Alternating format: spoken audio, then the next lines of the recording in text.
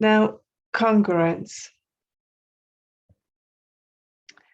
Congruence is probably best understood, again, if we go back to what mainstream science in Islamic psychology, in psychology and counseling psychology has to say, and then we compare it to Islamic psychology.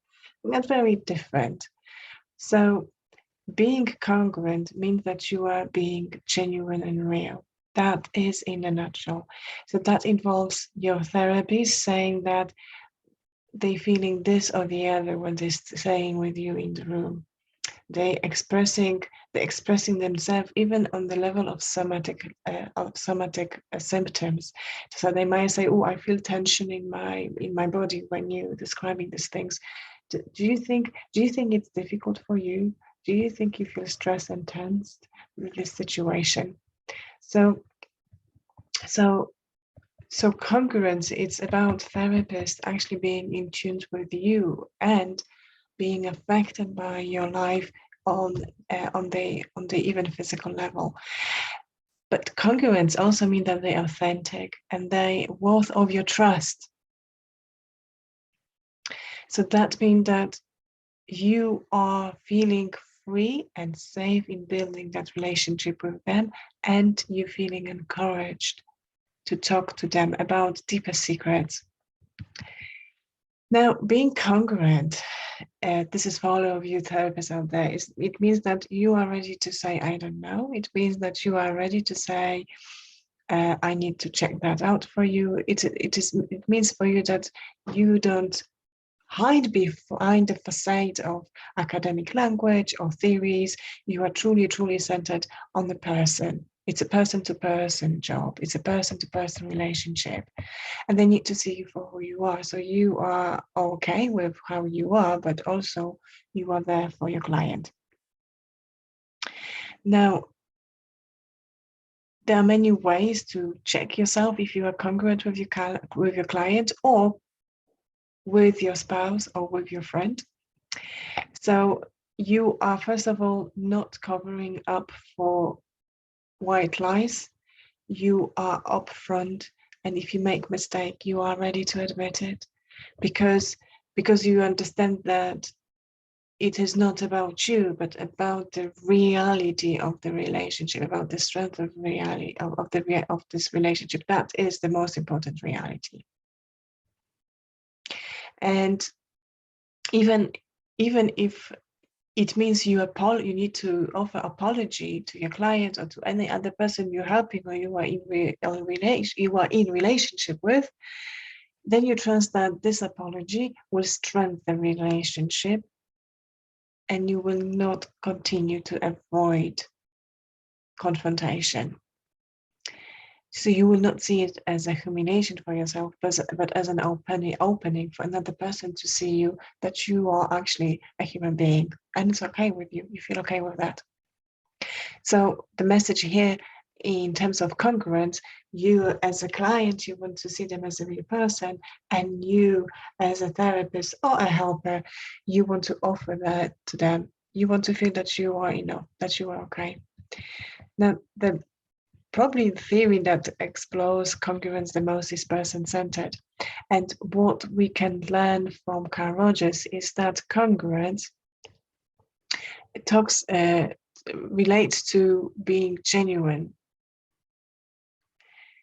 And probably it means that you are more likely to tell your client that you are worried in mind about them, about their well-being, because that is what you're experiencing by hearing their narration. So you are genuinely concerned about them. So the therapeutic establishment of relationship needs to have a depth. So the congruence goes alongside with being genuine and goes a very long way with being trustworthy. Yeah. And I think it was Gandhi who said that happiness is what you say, is when what you say is congruent with what you feel and what you think. And that's how you need to present yourself as a helper or as a therapist. And if you think about it, we like to find ourselves in a company of people who are truthful and who are honest, because that builds safety, that builds the depth of this relationship. Now, in terms of Islamic concepts on congruence or being trustworthy, we know that even Quran, Surah Qasas, in verse 26, talks about it in reference to the prophet Moses, Musa. One of the women said, "Oh, my father, hire him. Indeed, he is best.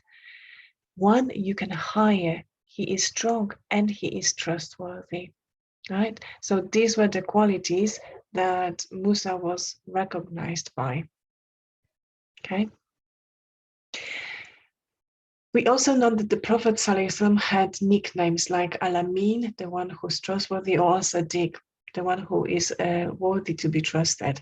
There's many stories behind it. We know that he was a merchant, and his reputation as a trustworthy, as a congruent, as a genuine person, because the way he was doing business.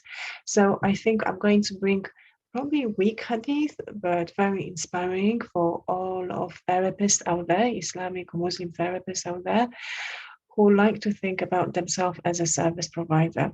So this hadith of Ibn Majah says that the trustworthy, honest Muslim merchant will be with the martyrs on the day of resurrection. I mean, inshallah, right?